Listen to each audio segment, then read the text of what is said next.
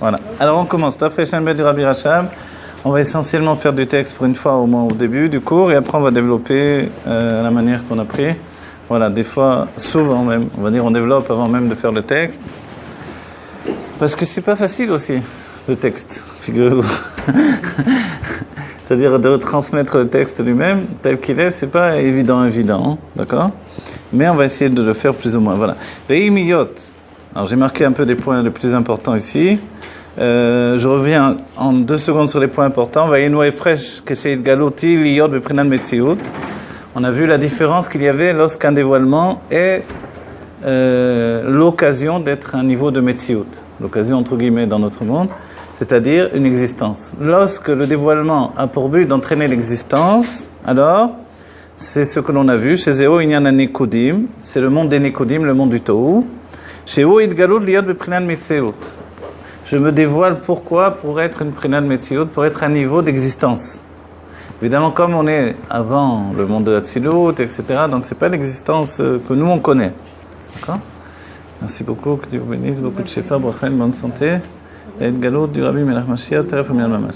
Voilà. Donc c'est pas une existence telle qu'elle est exactement dans notre conscience après la faute d'Adam Arishon, qui, elle, commence l'existence de la conscience que nous connaissons.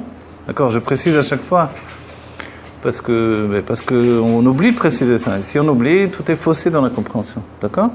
Donc en fait, quand on parle des mondes divins, du monde du Tohu, qui est à la base de tous nos problèmes quand même, nafshik, vous voyez, toutes nos déchirures, tout ce qui fait qu'on est bouillant à l'intérieur, et le fait que lui-même ait été dans cet état-là, c'est parce que la conscience de Dieu a donné un dévoilement qui est comme un feu résumé. Chaque sphira, c'est comme un feu d'une puissance incommensurable, résumé dans une personnalité. Vous voyez ce que je dis là? Ça fait un peu, je sais pas quoi, mais peu importe, je vais essayer de vous dire quelque chose d'essentiel. C'est-à-dire que quand chaque sphira est venue, on peut parler des sphirotes jusqu'à demain, et pas envisager que c'est... Je sais pas comment dire, chacune est plus qu'une bombe atomique. C'est rien une bombe atomique à côté de ça, vous voyez? Et en fait, en nous, nous conjuguons des morceaux de bombes atomiques, si vous voulez. Des morceaux de sphirotes dont chacune est capable de faire exploser le monde. Ce qu'il faudrait, d'ailleurs. Exploser le monde, c'est exploser la réalité virtuelle dans laquelle on vit. Je répète, exploser la réalité virtuelle dans laquelle on vit. Vous comprenez ça? C'est-à-dire que c'est une réalité, mais elle est virtuelle. Alors, ça va. Jusqu'à quand on va vivre ça? En fait, on voit que comme c'est la volonté de Dieu et qu'il est soudé avec sa volonté, du coup, on est dans un monde Dieu qui est une réalité virtuelle par notre expression, voilà, mentale, nafshik, si on peut dire en français, de l'âme. Et le passage à la Géoula, c'est aussi un passage de transfert, de traduction, qui va nous amener à comprendre qui nous sommes à travers ces sphirotes. D'accord? Et c'est pour ça qu'on revient toujours sur les sphirotes. C'est pour ça que dès qu'Adam Arishon est sorti du Gan Eden, on lui a donné un livre, le livre de Raziel Amalach, pour le protéger de la chute dans laquelle il s'était entraîné. C'est-à-dire qu'il se rattache à nouveau aux sphirotes et aux lamot. Mais non plus dans le niveau de la vision, puisqu'il avait perdu la vision, et là dans le niveau de l'entendement.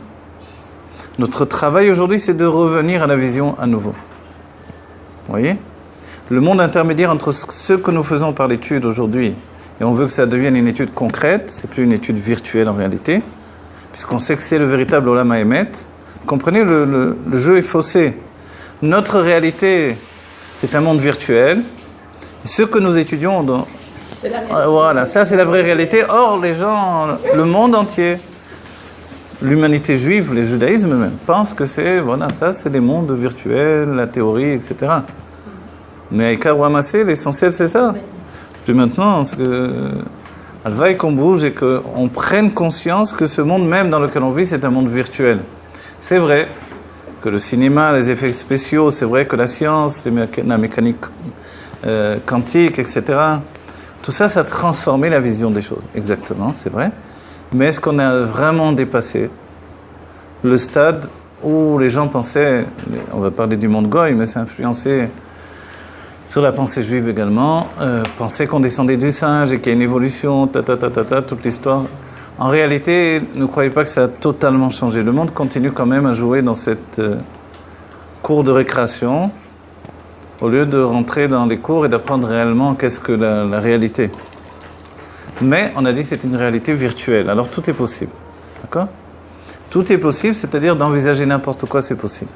Mais comme Dieu a décidé que ce que nous décidions dans la Torah, dans la Halakha, c'était la réalité, donc en fait à nous d'entreprendre le changement du monde et des mentalités par une réalité qui est nouvelle. D'accord ?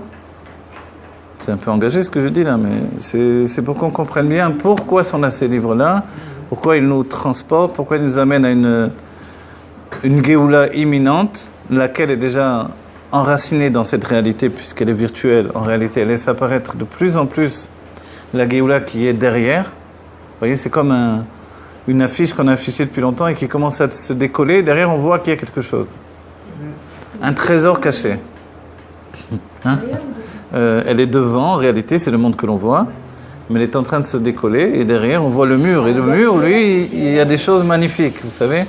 Comme quelquefois, quand il y a plusieurs affiches qui ont été décollées d'un mur, on voit que c'est très joli. Ou alors même, ça m'est arrivé d'arriver dans des endroits où la peinture commençait à s'écailler, et on voit les vieilles peintures qui sont en dessous, c'est beaucoup plus beau. Oui, qu'un coup de blanc qu'on a mis en vitesse, etc.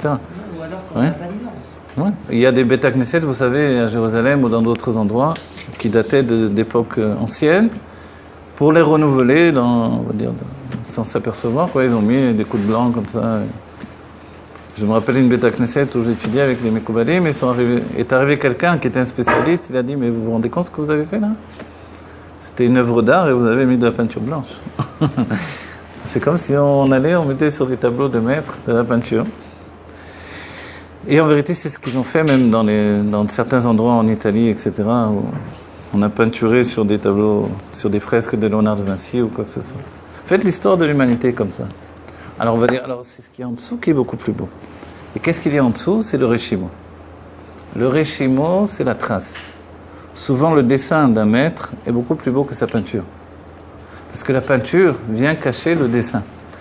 Or, le dessin est en noir et blanc, ou dans une couleur de base. Dans la Chassidut, c'est défini que ce dessin, il est prinat, il est dans un niveau de Chabad, Chokhmah, Bina, Vedat. C'est de l'intellect. Tandis que le dessin, ce sont les midot, les sentiments. Mais voilà le grand défaut des dessins peinturés, on va dire, peinturlurés, c'est que la peinture vient cacher, c'est la Chassidut, hein? etc. La peinture vient cacher le dessin. Or, la peinture, c'est-à-dire les couleurs, là, je vous traduis. Il cache le Réchimo. Voilà, ça cache le Réchimo. Et les couleurs viennent cacher l'intellect. En d'autres termes, les sentiments viennent cacher l'intellect. Or, vous savez, dans le dernier cours, j'ai rapporté quelque chose de très très important que j'ai découvert ce Shabbat, dans l'écouter Torah, qu'en Eretz Israël, on est dans le monde de Yetzira en réalité. Ouais. J'ai dit ce dernier cours, mais c'est quelque chose d'extraordinaire. Oui? On ne le ressent pas. En fait. On ne le ressent pas, mais de plus en plus on le ressent. Non, mais ça va, de plus en plus on le ressent.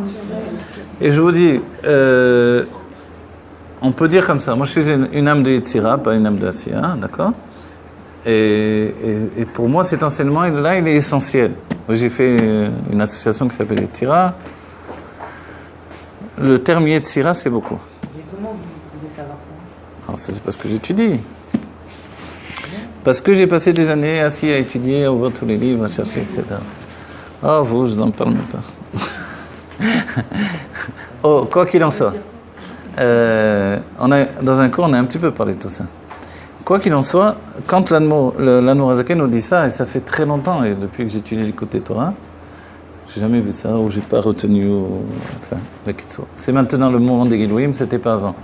Donc, ce qu'il dit, c'est que dans tous les mondes, c'est la lumière de Hatzilut qui s'habille dans les niveaux des mondes, ça rend dans Bria, dans Yetzira, et ensuite dans le monde de Asiya. Et dans Asiya, il y a le patron des nations qui donne à chaque nation son influence divine, parce qu'il y a des juifs dans ces nations, et les goïms reçoivent en même temps. Ok ? Maintenant, donc du coup, c'est plus facile la parnassa en Chutzaretz pour les juifs, parce qu'ils reçoivent de ce fait-là. C'est pour eux qu'il y a de l'argent dans le monde. Vous voyez ? D'un autre côté, en Eretz Israël, on sait on nous dit assez souvent, c'est la Shrina qui s'occupe de nous. Et là, l'Admor HaZaken précise la chose. Il nous dit, c'est la lumière qui vient du monde de Hatzilut, mais qui ne s'habille pas dans le monde de Asiya. Elle s'habille dans Bria, elle s'habille dans Yetzira et elle traverse le monde de Asiya sans s'habiller. C'est bien qu'ici, on vit dans la lumière du monde de Yetzira, laquelle est tout à fait spirituelle par rapport à celle de Asiya. La différence c'est entre l'image et la matière. Ici, c'est en Eretz Israël, exactement. Oui, ici c'est Eretz Israël. Oui, je vous sous-entends. Ici, c'est Eretz Israël, pour ceux qui ne l'ont pas entendu déjà. En Eretz Israël, laquelle ensuite va se déverser d'Ilan Morazaken dans le monde entier. Le monde entier va accéder au niveau de Yetzira, alors qu'il est dans un niveau de Asiya. Donc le monde de l'action. L'action, c'est le concret, c'est la matière. Dès qu'on arrive en Eretz Israël, on souligne, on a remarqué, ce sont les sentiments qui priment. Le premier chauffeur de taxi, le premier israélien, une bombe de sentiments, d'accord? Pourquoi cette terre, elle grandit les sentiments? C'est parce qu'en fait, on est dans le monde de Yetzira. Et le monde de Asiya, lui-même, il est que virtuel, véritablement ici. C'est-à-dire, il n'est pas une itlapshut, il est une avara. Vous vous rendez compte? On traverse le monde de Asiya en Eretz Israël, et la lumière est encore intacte, parce que dans le monde de Yetzira, la lumière est beaucoup plus spirituelle. C'est la raison pour laquelle le rabbi appuie tellement sur le fait qu'il faut faire la ça c'est non, alors ça c'est un autre point, et peut-être que oui en même temps. Cet enseignement n'a souligné vient du Zohar, et le Zohar c'est pas du tout un livre de Maaseh en vérité, c'est un livre de Kabbalah quoi. Et quand le rabbi dit Ikar ou Maaseh, qui est un enseignement du Zohar, c'est parce qu'il faut accomplir la volonté de Dieu concrètement. Peut-être qu'il faut le souligner justement en Eretz Israël parce qu'on a une tendance à se laisser aller au spirituel de manière plus facile. C'est vrai. Et les sages ont défini que l'air de Eretz Israël rend pur, il rend intelligent. L'air de Chutz La'aretz, c'est le contraire d'un certain point de vue. Et là où on s'étonne, c'est qu'en Chutz La'aretz, c'est l'intellect par rapport à Eretz Israël qui est les sentiments. Vous voyez? La différence se retrouve comme l'étude en hébreu ou en français. En français, c'est plus long, le stade de la compréhension, mais il est plus développé. Le dévoilement divin est beaucoup moins grand, mais la compréhension est plus grande. En Eretz Israël, voilà, le dévoilement est immédiat. Parce que justement, on est dans une structure qui porte un tziyur. Le tziyur, vous savez, on dit dans un Nefesh, il y a un terme dans la Chassidut, Bal tziyur. Vous voyez? Le tziyur à Nefesh de quelqu'un. Le dessin de l'âme. Quand quelqu'un est déjà un Bal tziyur, il a déjà un dessin de son âme. C'est-à-dire qu'il n'a pas perdu son temps. Il est venu dans le monde et il a travaillé vers la compréhension, il a structuré de plus en plus son âme, il lui a donné une forme, un dessin. Quand vous rajoutez le fait qu'on est dans un monde qui est un monde, lui, un monde où il y a le dessin, en fait, des choses et non pas les choses concrètes. Donc, en fait, on comprend encore plus que depuis Eretz Israël, on est capable de transformer l'humanité. Puisque l'humanité va devenir, d'abord, dans un premier lieu, le monde de Yetzira, lequel ne va plus obstruer le passage de la lumière du monde de Hatzilut, jusqu'à ce que l'on devienne le monde de Hatzilut nous-mêmes. D'accord? Et dans ce cas-là, notre corps aura atteint un niveau, le niveau des kelim du monde de Hatzilut, et ensuite il va s'élever encore plus haut. Vous voyez? Oui. C'est pas parce que nous, on sera Hatzilut que le monde va l'être? Non, parce qu'il y a deux choses. Et l'âme, elle se trouve dans Hatzilut, et Hatzilut, parce que nous sommes plus proches de l'essence de Dieu que de Hatzilut, vous voyez? Mais notre âme, il y a ce qui s'appelle un endroit, je peux mettre là, pardon, un endroit où se trouvent les âmes, un endroit où se trouvent les âmes. Les âmes, j'ai dit deux fois la même chose, où se trouvent les anges, les âmes et les mondes, ou les sphirotes, si vous voulez. D'accord? C'est comme des endroits, comme des dimensions, qui sont proches les unes des autres. D'un certain point de vue, la naissance des âmes se passe dans le monde de Hatzilut. Qu'est-ce que Hatzilut? C'est une tachana. Vous voyez, comment on dit une tachana? Une station. C'est pas une station de change, ça pourrait être considéré comme une station de change. Mais le but de cette tachana-là, c'est de nous dire qu'il est possible de vivre dans un réceptacle qui porte en lui la perfection de la lumière. Vous voyez? Pour nous, c'est un message essentiel, sans lequel on ne pourrait pas envisager d'arriver à une Géoula dans notre corps. C'est-à-dire que le réceptacle est à même de dévoiler la Géoula. Non seulement de donner la Géoula à la lumière, comme le corps est à même de donner sa Géoula à l'âme. Vous comprenez tout ce qu'on dit ici? Mais c'est trop compliqué peut-être. Ah oui, c'est normal. Oui, je sais. Alors, non, on revient à nouveau sur le... Si j'arrête, ça va être dur de reprendre. Regardez, alors on va essayer de revoir à nouveau dans le texte et je rattache tout ça. Si vous avez bien compris, l'essentiel, c'est qu'on est Noun Aleph dans le Taf Shem. L'essentiel, c'est qu'on se trouve dans le monde de Yetzira. La finalité de ça, c'est une finalité... vous savez que le monde de Yetzira, si vous pouvez sortir votre âme et monter dans le monde de Yetzira, vous avez tout ce que vous avez ici. Sauf que c'est un monde spirituel, encore plus raffiné. Et brille dans le monde de Yetzira l'intellect du monde de Hatzilut. Mais ce qui prend le dessus, ce sont les sentiments. D'accord ? C'est là sa spécificité. Mais Yetzira, c'est Chetzio Tov, Chetzio Ra. Ra, c'est l'existence. Tov, c'est la non-existence, si vous voulez. C'est-à-dire qu'on est dans un monde, on l'a souligné, nous sommes dans un niveau intermédiaire. L'image que j'ai donnée, j'ai enseigné à la Shul en hébreu ce Shabbat, et l'image que j'aurais donnée en étudiant cet enseignement-là, c'est que, en fait, c'est comme le cœur. Il y a la tête, les pieds sont sur la terre, la tête est dans le ciel, mais les pieds, ils sont... mais le cœur, pardon, c'est entre les deux. C'est ni dans le ciel, ni sur la terre. Et on est exactement comme ça. Et comme on est aussi la dor intermédiaire, la génération intermédiaire entre l'exil et la Géoula, alors on saisit mieux. Et un autre point, c'est que, compte tenu qu'on est cette génération intermédiaire où l'exil et la Géoula se trouvent ensemble, on comprend mieux ce que l'on a vu, je crois que c'était hier, avant-hier, le Yom Yom qui nous dit que dans la Géoula, on sera mitgaagé, ce que dit le Rabbi Rachab. On aura des gagouim, on aura des languissements des jours de galout avec tout ce que l'on aura pu accomplir. J'avais toujours du mal avec cet état d'esprit-là, parce que, non, c'est vrai, je suis en Géoula, on ne va pas me parler de la galoute. Non, c'est vrai, c'est bon, d'accord. Alors je me dis, bon, le Rabbi Rachab, c'est un tzaddik, je ne sais pas. Mais en même temps, voilà. En même temps, j'ai du mal de ne pas comprendre ce qu'il dit aussi. Parce que... Et finalement, en considérant notre époque, où la Géoula n'est pas un feu d'artifice qui est arrivé immédiatement, mais au contraire que s'est installé dans nos journées de plus en plus et que nous transforme de l'intérieur complètement, ce qu'a transformé le monde d'égoïsme également, etc., on comprend mieux dans ce cas-là ce que veut dire le Rabbi Rachab. Et que sans doute, enfin, d'après mon idée, peut-être Ritzoni, je ne sais pas, j'ai l'impression qu'il nous parle de notre époque aujourd'hui. Parce que si on est en pleine galoute, qu'est-ce qu'il y a de... Oui, on est en galoute, c'est fini, on est cuit, quoi. On est... je sais pas comment vous dire. Comment vous voulez qu'on s'en sorte ? Tandis qu'aujourd'hui, c'est plus la même galoute. C'est comme si on disait, on est passé de Shalosh Klipot Atmeot, des 3 écorces d'impureté, à la Klipa Noga, voilà. Du coup, la Klipa Noga, on a quelque chose à faire. Vous voyez, si vous avez, je sais pas, quelqu'un va manger un serpent, excuse-moi, mais c'est du serpent, quoi. Alors, même s'il va dire qu'il est dans l'eau, c'est une anguille. Une anguille, c'est la même chose, peu importe. C'est là, pas d'écailles, pas de nageoire, c'est pas caché. Donc tu peux servir Dieu après avec ça, mais tu auras un problème. Tu vas mal le digérer, quoi, avec ça. Oui. Mais si on nous dit qu'on est en Klipa Noga, c'est un poisson qu'on n'a pas l'habitude de manger, peut-être. Vous voyez ? Mais c'est un poisson qui est caché. Pourquoi on ne pourrait pas le manger ? Vous voyez la différence ? Du coup, si on commence à le manger et à savoir le cuisiner, alors les choses peuvent changer. C'est une image un peu débile, mais ça fait rien. C'est ce que j'ai trouvé immédiatement. Elle n'est pas extraordinaire comme image, il faut le désigner, voilà, mauvaise note à l'école, mais qu'est-ce qu'on peut dire ? Si c'est le Tanya qui nous dit que si la chose est Klipa Noga, je peux la transformer. C'est-à-dire, je peux l'élever vers le bien. Tant qu'elle n'est pas Klipa Noga, on ne peut rien faire avec elle, vous voyez ?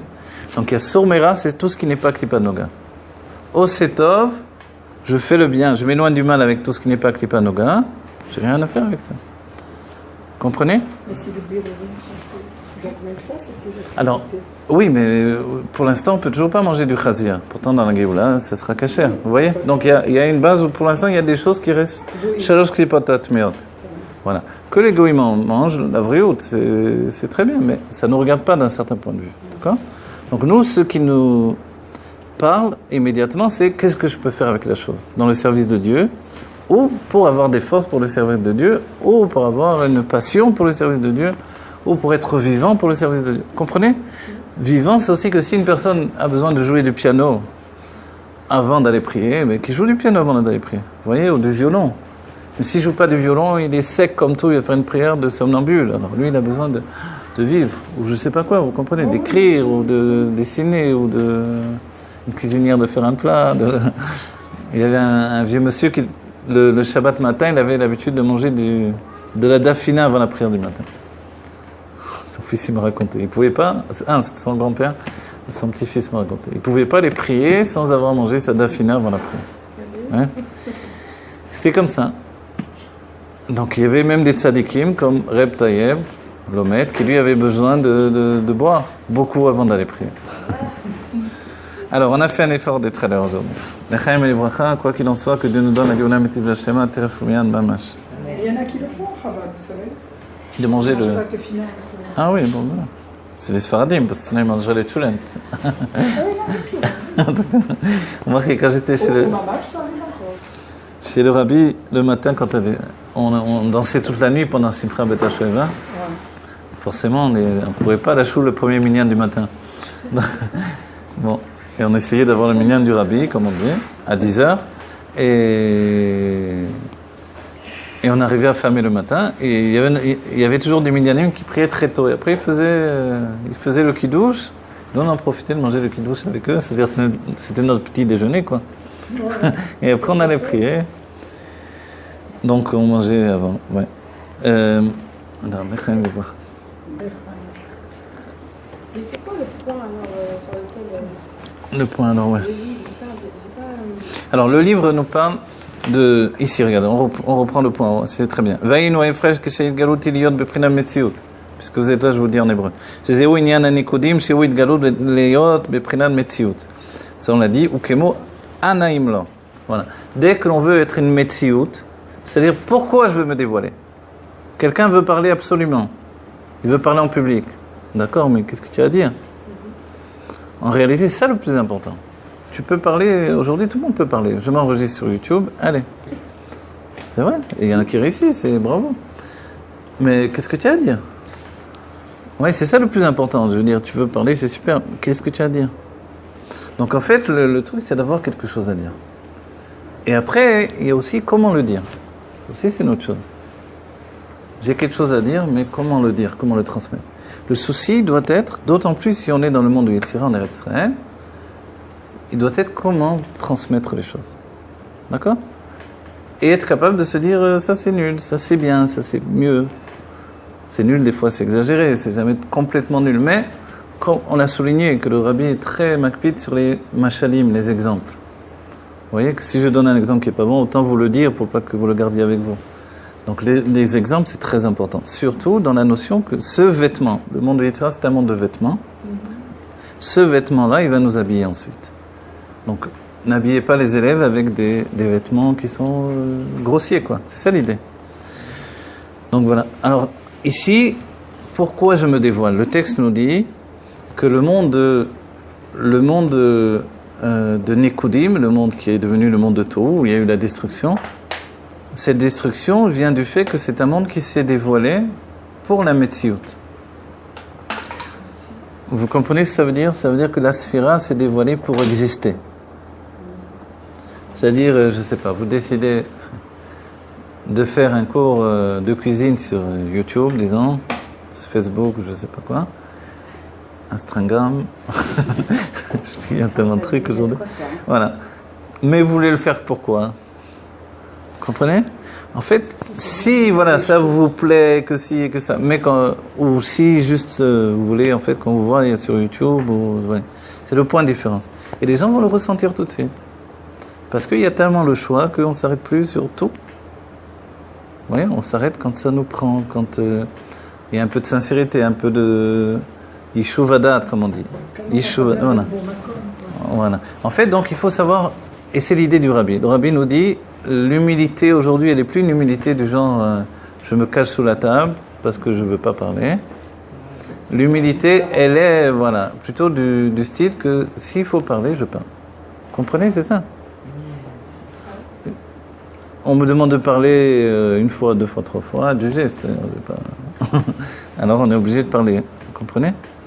Des fois, on n'a pas du tout envie. Et le rabbi précisé, après vous dites, le rabbi précise, c'est que justement, quand on n'a pas envie, c'est là où il faut parler, quoi.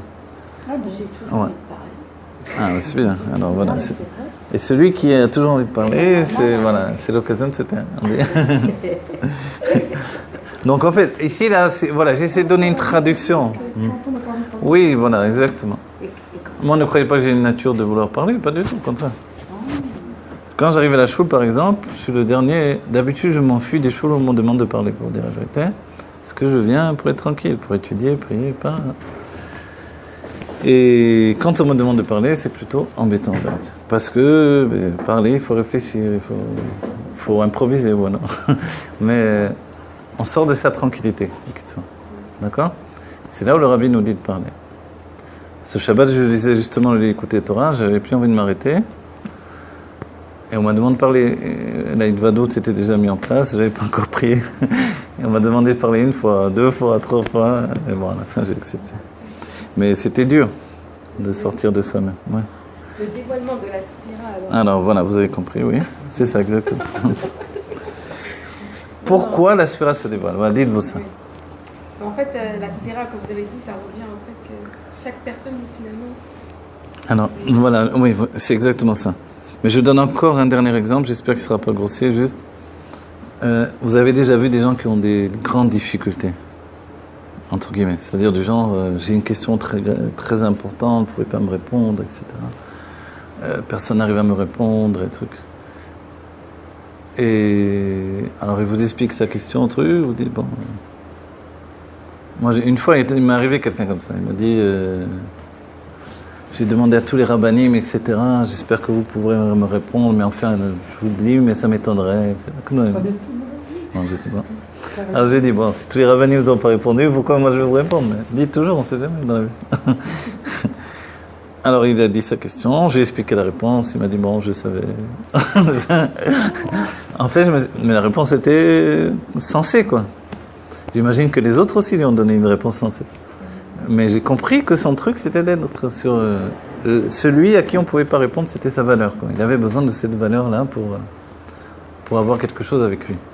Et ça fait peur. Et ça, c'est le genre de choses, c'est un dévoilement. L'idée de parler pour être quelqu'un d'incompris, parce que je suis trop profond, vous ne me comprenez pas. Oui. Alors, ce genre de truc, ça existe. Et par exemple, les gens qui sont très embrouillés, qui rentrent dans des trucs mystiques, et des ci, et des là, des choses. Ça aussi, ça peut être, vous voyez. Donc, en fait, le but, c'est de se simplifier. La Torah, elle n'est pas là pour nous embrouiller la tête. Comme disent les Israéliens, Alte balbeli est à moi. Ne viens pas m'embrouiller la tête, laisse-moi tranquille. Et j'aime bien ce côté-là. Dis les choses simplement, vous voyez. Des choses simples. Donc, là aussi, c'est important. Il faut s'exprimer, c'est tout le pire qu'avot. Si on est baïchan, on ne peut pas étudier. Baïchan, ça veut dire timide. Là, c'est bizarre, le mot timide, il ne reflète pas baïchan. Ouais. Mais c'est honte, ouais, dans baïchan, il y a boucha, qui fait de la honte. Quelqu'un qui a peur de... Il va parler, qu'est-ce qu'ils vont penser les gens, truc, machin.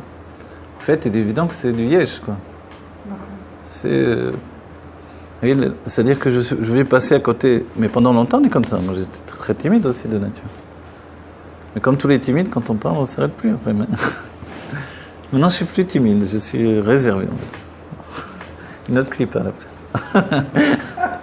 Alors, quelqu'un qui est baïchan, c'est la chose de la boucha, il a honte. Et en fait, cette honte-là, quand on doit parler en public, quand on doit parler avec les gens, quand on doit s'y, etc., et que on s'aperçoit que c'est du gros yesh. Vous voyez? Et qu'au contraire de parler, ça vous enlève le yesh. Le contraire de ce tout le monde pense le contraire en fait. Hein. Le rabbi a été, comment dire, il nous a remis la tête en place sur ça. Tu n'as pas de yesh, alors vas-y pas. Quel est le problème? Voilà.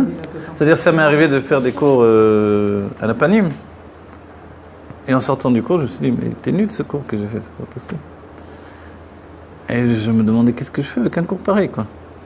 Et après, je me suis dit, mais qui t'a dit, mais j'enregistre tout ça, c'est important. Qui t'a dit que tu devais faire que des bons cours? Vous voyez? C'est ton yesh qui te fait penser que tu dois être la star des cours, des trucs. C'est pas vrai, vous comprenez? Il arrive qu'on dise des bêtises. Tu as dit des bêtises alors? Qu'est-ce qu'il y a? Non, ouais? j'ai pas compris comment Ça enlève le yesh parce que par rapport à ce que je dis là. C'est-à-dire que vous vous mettez en danger. L'autre personne vous capture, vous analyse, vous juge. Et si vous n'en avez rien à faire de ce jugement? Alors je suis nul, qu'est-ce qu'il y a? Ça fait quoi? Comprenez? Si ça m'a changé quelque chose, ça a changé quelque chose à l'univers tout entier, ça a bougé quelque chose dans le monde de la Tzilut, oui?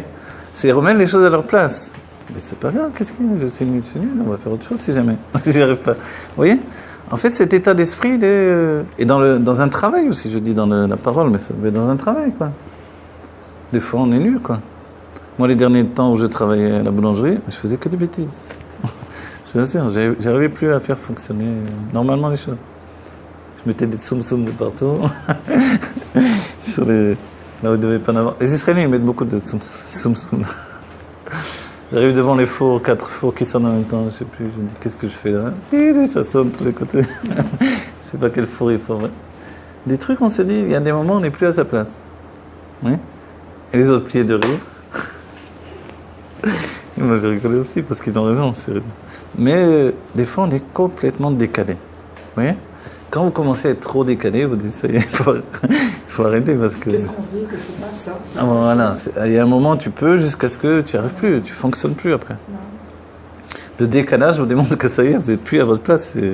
C'est beau vous forcer, faire des efforts, tout ce que vous voulez, à la fin ça y est, quoi. Donc en fait, le décalage même, ça devrait nous humilier, de se sentir humilié parce que qui on est, en fait non. La chassidut définit kula kamek elo chashiv. Il n'y a rien d'important. Quelque chose d'important par Dieu. Vous comprenez? En fait, Dieu, dans les moindres détails, il fait tout ça. Donc, il est en train de m'éduquer. Une autre chose que j'ai dit il n'y a pas longtemps, je vous l'ai dit, mais je le rappelle, c'est que quand on a été éduqué avec l'idée de bien faire tout ce qu'on fait, on attend toujours qu'on nous dise c'est bien ce que tu as fait, c'est bien, etc. Et c'est bien de bien faire et quand on passe des examens, c'est bien qu'on nous dise ça c'est bien, ça c'est pas bien. Mais après, dans la vie réelle, en réalité, c'est aussi une grande clipa, ça. Vous voyez? Quand je travaillais, je me donnais du mal. Une fois, j'ai tenu toute la boîte tout seul, parce qu'ils étaient partis, je sais pas quoi. J'attendais que le directeur il revienne, il me dit c'est bien. Au contraire, il m'a dit c'est nul. et jamais il disait c'était bien. Alors je me suis dit, mais pourquoi j'attends tellement? C'est le petit enfant bien éduqué qui attend qu'on lui dise c'est bien. Vous voyez? Et ça aussi, c'est une autre clipa. Donc en fait, Dieu nous met en situation pour enlever tout ça. Dégage tout ça. Je vais vous donner une dernière image de ma vie. C'est un enseignement du Rabbi, où on trouve des exemples très élevés, où on donne des exemples de sa vie. J'avais fait l'armée en France, et au début j'ai dit tiens, je vais voyager, voir du pays, trucs machin. Après, quand vous rentrez dans le monde de l'armée, pas israélienne, mais enfin, l'armée française, vous ne savez pas pourquoi vous êtes là-bas, quoi. Qu'est-ce que c'est. Et on fait au début une période de formation pour savoir si on va être officier ou si on va rester simple soldat. Alors j'avais fait des examens comme ça et ils voulaient que je sois officier. Bon. Je dis pourquoi je vais devenir officier? Ils sont tous plus bêtes les uns que les autres. Je dis grâce à Shalom, je ne vais pas devenir officier. Donc ils n'étaient pas contents, ils m'ont puni tout le temps. Et si bien qu'au lieu de faire 1 an, j'ai fait 1 an et des mois en plus de punition, quoi. Et le dernier jour, ils m'ont fait partir un dimanche, il n'y avait pas de... Parce qu'ils me punissaient, quoi. Ils m'ont fait partir un dimanche, sans aucun transport. C'est dans les gorges du Verdon. Alors j'ai commencé à partir avec une grosse valise, tout seul, comme ça. Et j'ai dit, mais c'est pas vrai. Et maintenant, les officiers, ils passaient, personne ne me prenait. Ouais, parce que j'étais puni, quoi. Ouais, j'étais puni. Tous les jours, ils me punissaient, tout ça. Mais bon, c'est bien passé, quand même. Mais... quoi qu'il en soit, quand je suis parti, j'ai senti la bêtise de... Mais je vous dis ça pour vous dire quoi. Alors j'avais ma valise et j'avais plein de trucs dans la valise. J'avais plein de livres, en plus, comme j'étais artiste, des livres de peinture, etc. Moi, je me traînais une grosse valise, elle n'était même pas roulette. J'en peux plus là. Il fallait que je fasse, je ne sais plus combien de kilomètres, tout seul à pied avec une énorme valise. Il faisait très chaud, j'ai dit, je ne vais pas tenir le coup. J'ai ouvert ma valise et j'ai dit, bon, ça, j'ai pas besoin, ça, j'ai pas besoin. Ça, j'ai commencé à vider sur le chemin, j'ai jeté plein de livres, de trucs, de ci, de là. Et après, elle était beaucoup plus légère. Et en fait, vous voyez, ça, c'est notre vie. Comprenez? Notre vie, elle est comme ça. En fait, on traîne des choses, et c'est très lourd, on n'en peut plus, etc. Jusqu'à ce qu'à un certain moment, on se dit, bon, ça suffit, pourquoi je me fais une galère pareille pour... Allez, j'en achèterai d'autres des livres, voilà. J'achèterai d'autres livres, j'achèterai d'autres habits, je sais pas. Et j'ai commencé à jeter, vous voyez. Et en fait, après j'étais tranquille, j'étais vide. Et notre vie, des fois, évidemment, dans la psychologie, on comprend bien. On porte avec nous des valises entières avec des trucs qu'on porte. Mais pourquoi tu portes tout ça? Jette, allège-toi, vous voyez. Et dans la tchouva, on fait la même chose. La tchouva, c'est aussi de porter des tas de trucs. Allez, allège-toi, recommence-toi, repars à zéro. Vous voyez? C'est un côté destructeur. Après, vous dites, ah, j'ai jeté tous mes livres, etc. Quand on fait tchouva, on jette tout. Et après, on dit, ouais, j'aurais dû les garder quand même. J'aurais cachérisé un peu, vous voyez. J'ai des livres de peinture, j'ai cachérisé, alors, ouais. Mais d'autres, j'ai jeté des trucs. Mais après, vous dites, j'aurais pu garder. Quoi qu'il en soit, le moment où on fait ça, c'est... On dit ça donne de la puissance à l'âme. Vous comprenez? Psychologiquement, on le comprend. On trimballe de ces choses qu'on n'a pas besoin de trimballer. Des sensations, des ressentiments, des vexations. Et tout ça, c'est basé sur le fait de... Tout ça, c'est égal, je suis un gros yesh, vous voyez. Tout ça, je vous le traduis maintenant, c'est un peu idvadout, mais pour dire, je suis une grosse métiote, et mon problème dans la vie, c'est moi, c'est pas les autres, c'est que arrête de te... Voilà. Qu'est-ce que tu as? Alors lui, il a ta tête comme ça, l'autre je l'aime pas, l'autre il m'est antipathique, l'autre il me prend la tête. En fait, tout ça c'est moi, c'est que je ne supporte pas les autres parce que je ne me supporte pas de moi. Alors il faut que je jette. Oui, mais est-ce que vous l'avez compris comme ça, dans la plénière de la chose? Non, pas du tout. Non, c'est maintenant. Ouais. Mais ça m'a allégé la valise, je vous dis. La valise, c'est sûr. Il y a toujours des coups comme ça d'éclat. Je me rappelle quand j'étais plus jeune, une fois je marchais dans un champ, et je me suis retrouvé devant une rivière. Je ne m'attendais pas du tout à la rivière, quoi. Et je voulais arriver au bout du champ et derrière il y avait la plage. Je dis mince. Alors, pour éviter la rivière, il fallait faire un immense tour. Moi j'étais avec des pantalons, chaussures normales, quoi. J'ai dit qu'est-ce que je fais? Et je me rappelle, je me suis dit mais qu'est-ce que tu es bloqué dans ta tête? Parce qu'il y a une rivière, c'est la fin du monde alors. Tu peux pas. J'ai pris, je suis descendu, j'ai traversé la rivière. Et je me suis mouillé et voilà, et après ça va sécher. Mais vous comprenez, tout ça, la Chassidut, elle nous le dit, je l'ai vu après dans les textes de Chassidut. C'est-à-dire qu'on a des blocages qui sont ridicules dans la vie. Des choses qui nous bloquent là où... Et des fois, on est tellement potés. C'est plus des mains qu'on a, c'est je sais pas quoi, vous voyez, on dirait qu'on a des moufles dans les mains, on n'arrive plus à... Je vous assure, c'est vrai. Je vous dis franchement, des fois, je sais pas comment dire. Et ça parce que des fois, on est tellement en décalage avec ce que l'on doit être profondément. Je vous dis, les derniers temps que je travaillais, je sais pas, les trucs qui me tombaient des mains sans arrêt, des bêtises les unes après les autres. Hein. Des chalotes sucrées, j'ai mis, j'ai mélangé des trucs. Non. Mais j'arrivais plus, ma tête ne fonctionnait plus, j'étais complètement... C'est folie. Mais pour vous dire qu'il y a des décalages. Ces décalages viennent du fait qu'il faut se simplifier. Se simplifier, la pshitout, c'est être Eloki. Vous comprenez? Ça vous plaît ça? Être Eloki, c'est le clé pour devenir Dieu. On est déjà Dieu, on est bien d'accord. Hein? Tout est Dieu, voilà. Et ce que l'on parle, c'est juste l'expression. Mais c'est le chemin qui mène à Dieu, profondément. Je ne peux pas atteindre ce chemin qui mène à Dieu si je suis trop compliqué. Des fois, on se rend compte avec les enfants, des enfants, ils devraient être simples. Et des fois, comme on est une génération compliquée, ils sont compliqués aussi, les enfants. Pour un petit truc, ça va. Ils font une histoire, vous voyez, très grave pour un petit truc. On se rend compte qu'on est comme ça. Moi, je suis comme ça exactement, quoi. Et c'est... Il ne faut pas tomber dans l'indifférence, mais il faut arriver à se simplifier. Se simplifier, c'est que finalement, on n'est pas devenu un légume. Vous savez, quand est-ce qu'on devient un légume, nous? C'est quand on n'a plus de Yetzirah.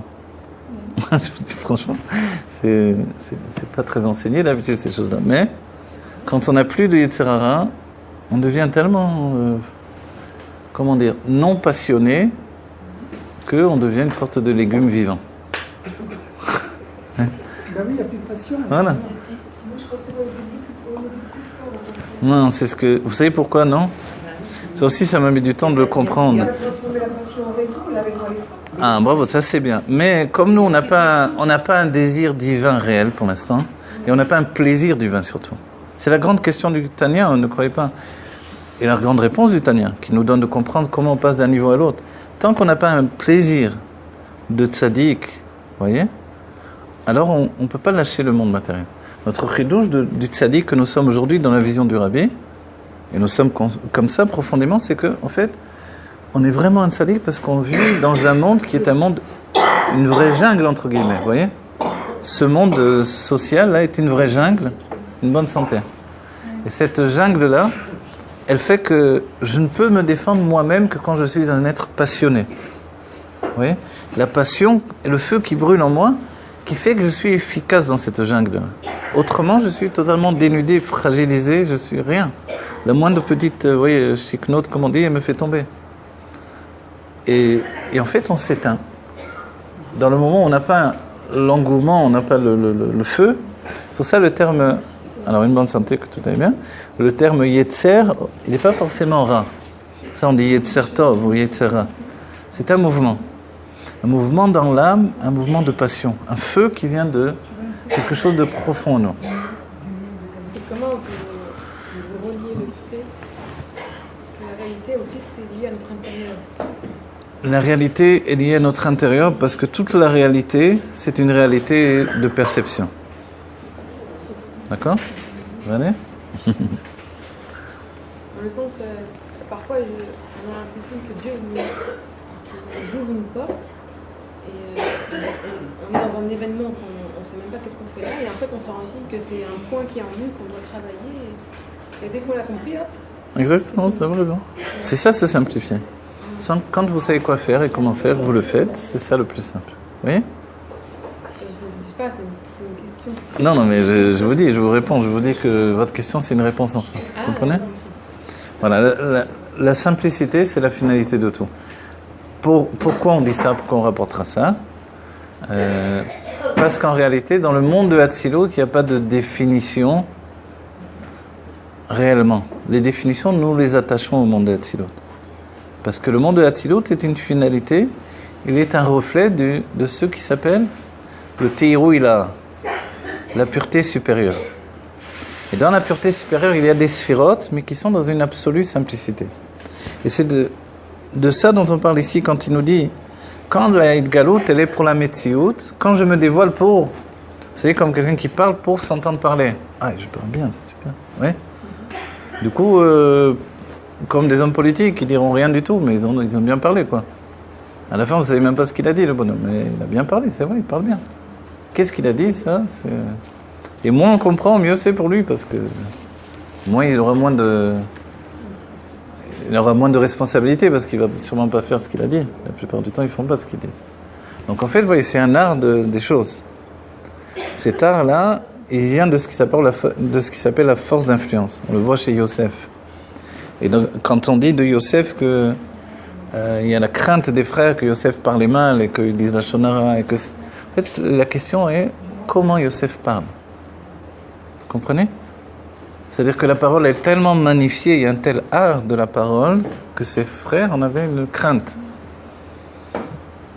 Vous comprenez? Les frères de Yosef avaient la crainte de Yosef par l'art de la parole qui était chez lui. Surtout par l'amour de son père. Non, pas que ça.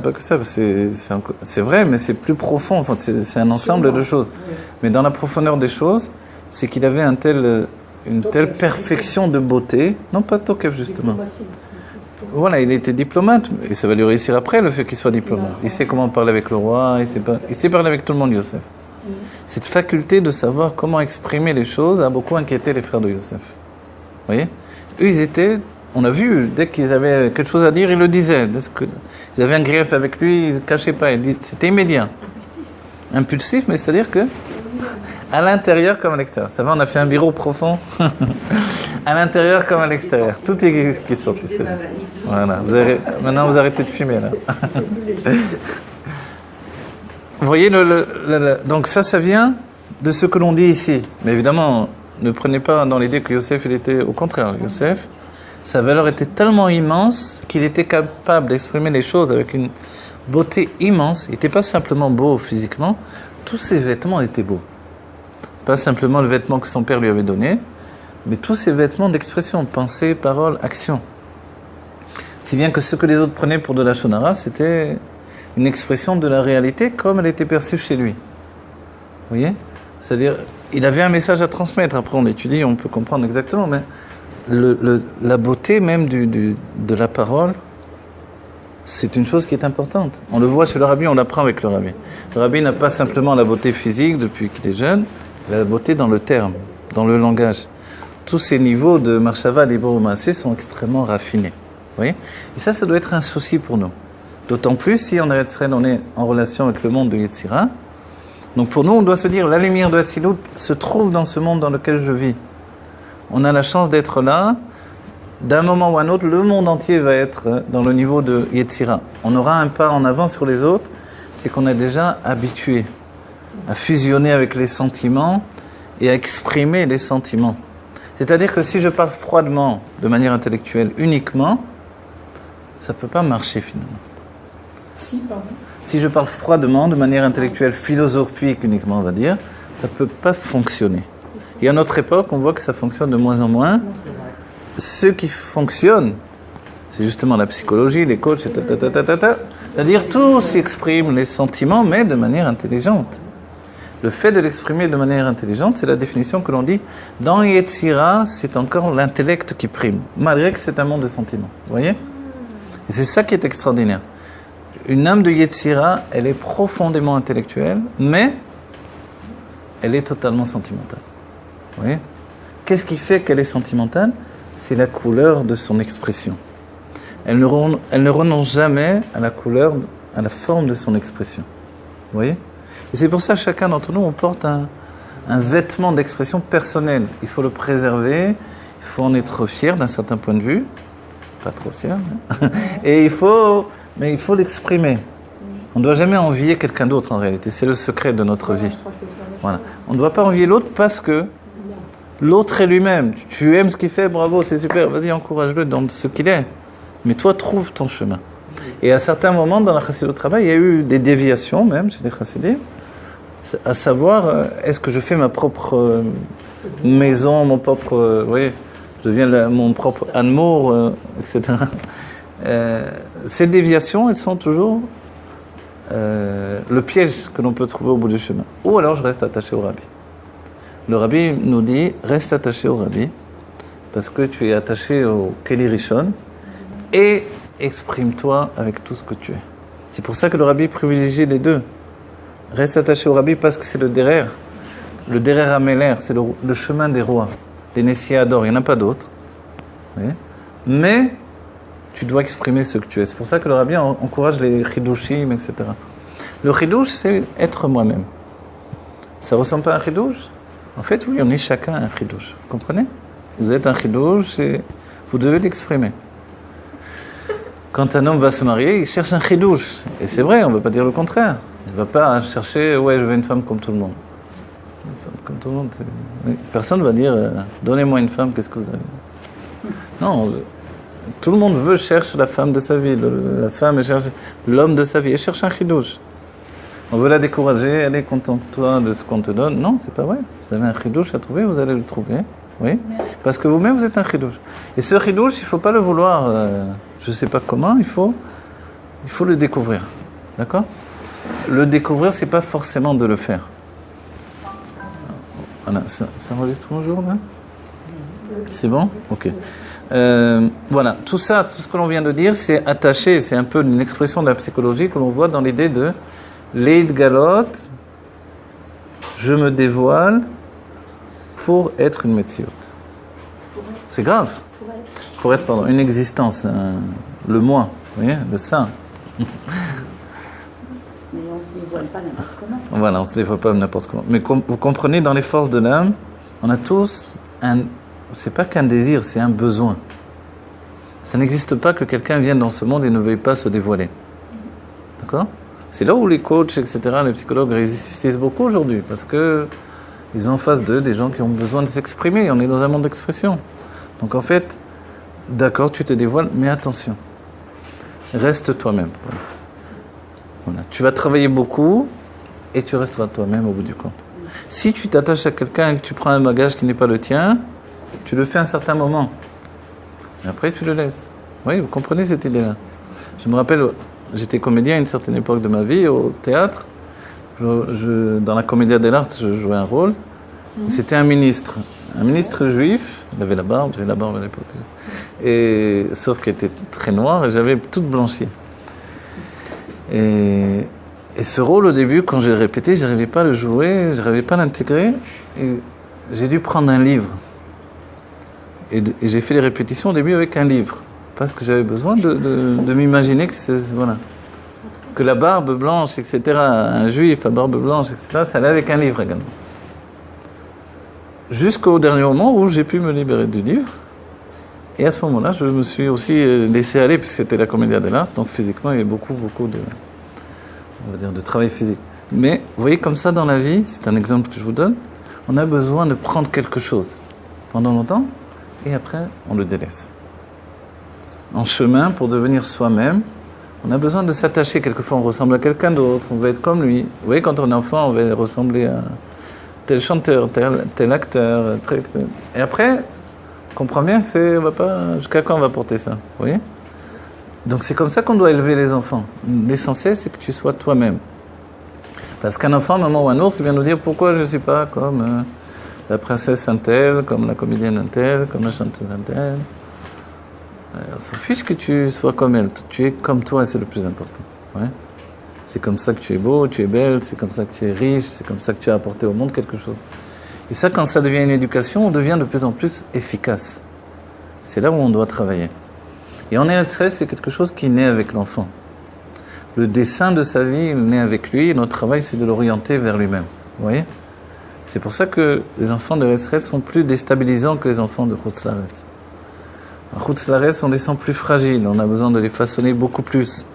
Ici, ils sont déjà en train de... Ils naissent déjà façonnés. Vous voyez?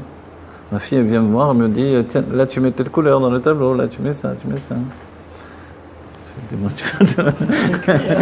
Et dit à ma femme, tu t'habilles comme ça. Bon, ça, c'est les enfants de notre époque, comme ça. Voilà. Non seulement elle veut s'habiller elle-même, elle veut dire aux autres comment elle s'habille, ce qu'il faut faire.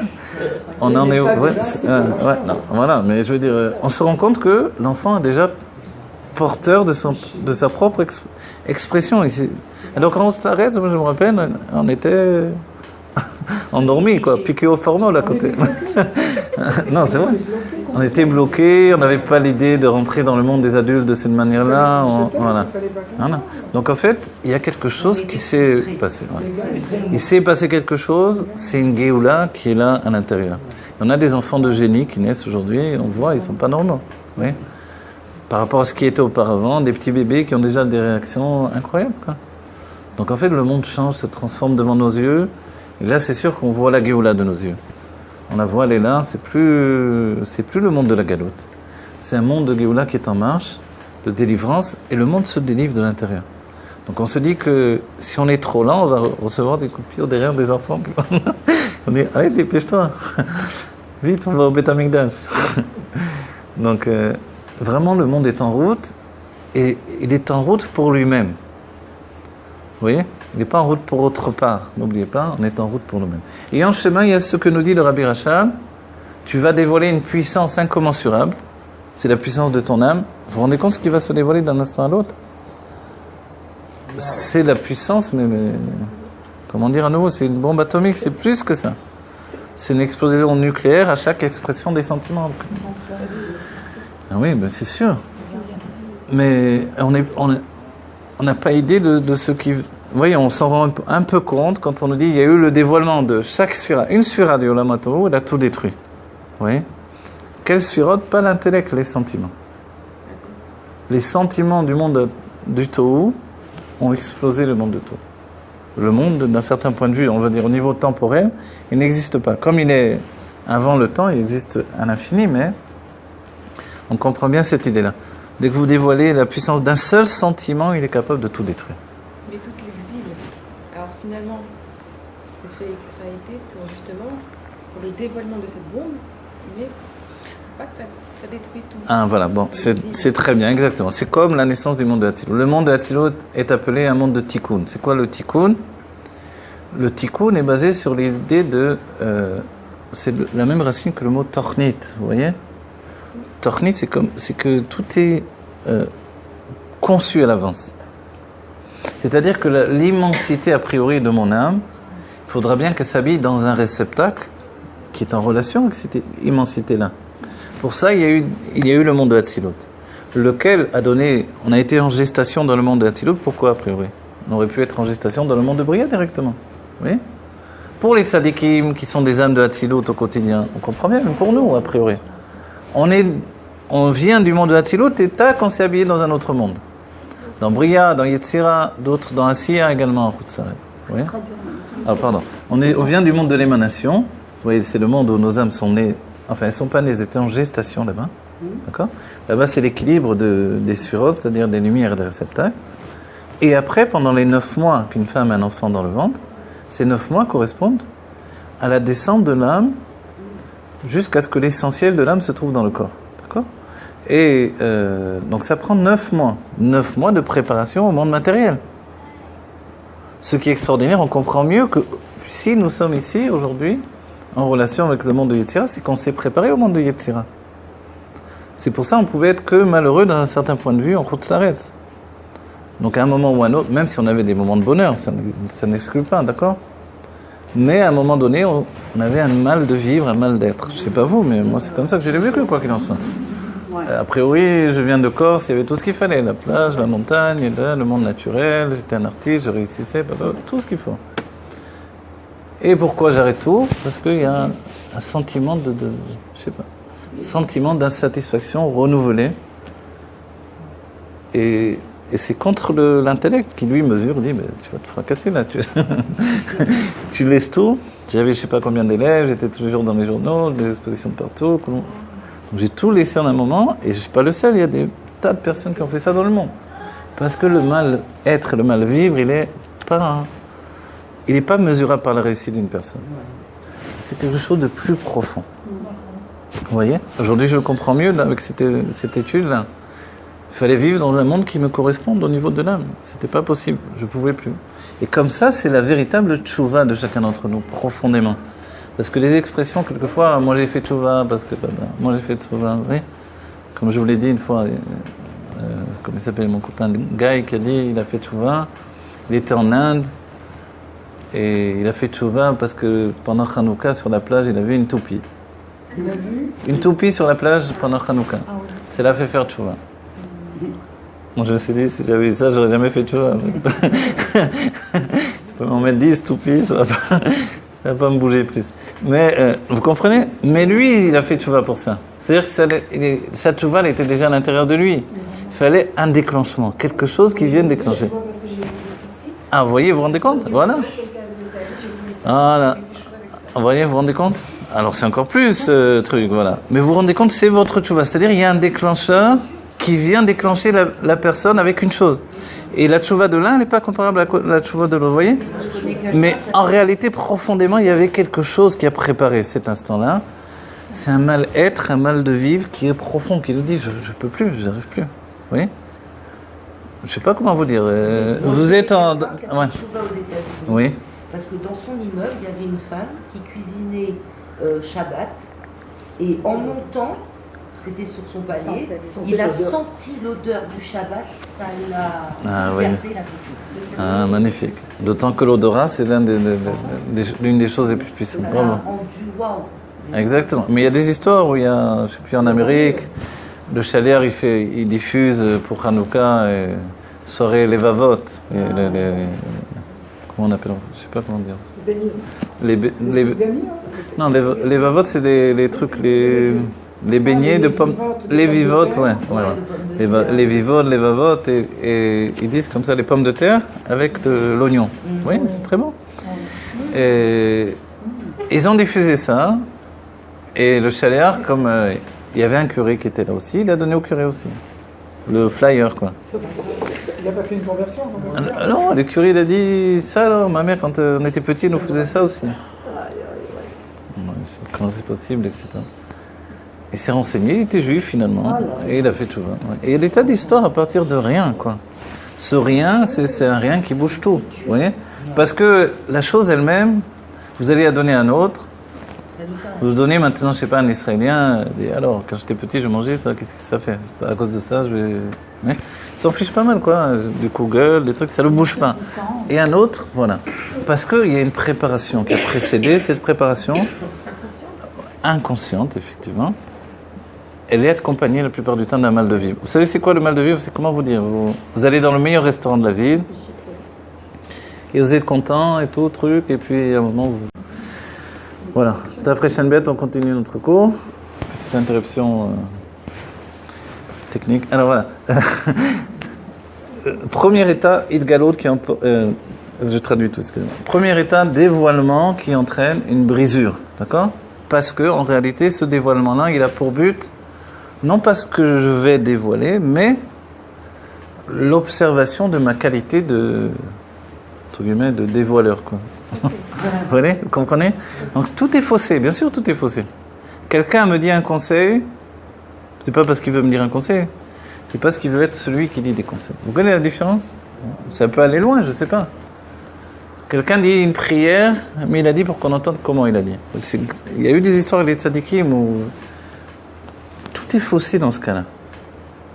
Tu dis quelque chose, dis-le, voilà, dis-le pour le dire, quoi, c'est tout. Tu veux dire bonjour, tu veux dire ça va, dis bonjour, ça va. Pas pour l'avoir dit. Ah, je l'ai dit. Comment vous dire? Vous comprenez? Tout est, est-ce que la chose est une vérité ou est-ce qu'elle est juste une diplomatie également? Mais il est évident que des fois on est un peu gêné ou quoi que ce soit, d'accord? Ça n'empêche. Il faut apprendre à être de plus en plus naturel. Et c'est difficile, le rabbi nous pousse au maximum. Le rabbi nous dit, tu montes dans un bus, tu parles aux gens.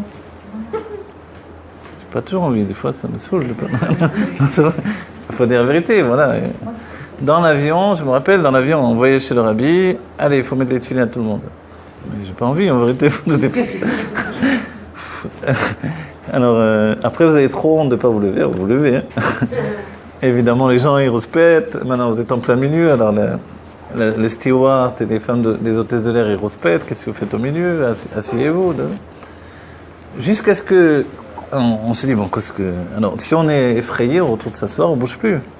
On s'est dit, mais non, le rabbi m'a dit de le faire, c'est qu'on peut le faire, on doit le faire. Et dès que vous prenez, vous devenez plus fort dans votre décision, tac, tac, les gens vous aident. Vous voyez? Les gens, vraiment, ils vous aident, ils sont capables de dire même... C'est qu'on est plus fort dans la décision, parce qu'on laisse sa place au rabbi, tout simplement. Oui, exactement. C'est que le rabbi s'est installé... Voilà. C'est quand le rabbi fonctionne comme nous. Exactement. Mais c'est vrai que le point de départ, il vient du fait que je me sens mal. Vous voyez, je me sens... Oui, c'est pas... Pour dire la vérité. Et ça, c'est l'imperfection que l'on ressent. Et ceux qui ont déjà, on va dire, brisé ce carcan-là, ils sont dans un niveau où, hop, ils sont déjà en train de faire, etc. Et là, c'est vrai qu'il y a une différence un peu entre les âmes qui sont plus tendance à Siya, les âmes plus tendance à Yetzira. Yetzira, on a toujours une problématique Yetzira. Non, mais parce que vous avez plus tendance.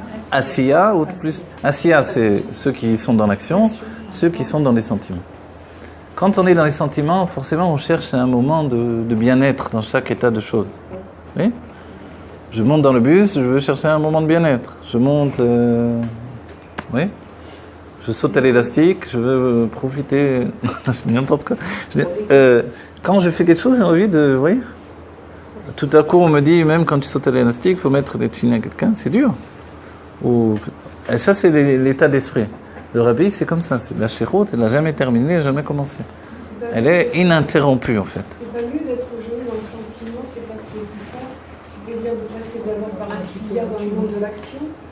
Et ensuite, après, on tient une connaissance et après, avec on passe dans le monde de l'Yetzira pour avoir le sentiment, le bon sentiment.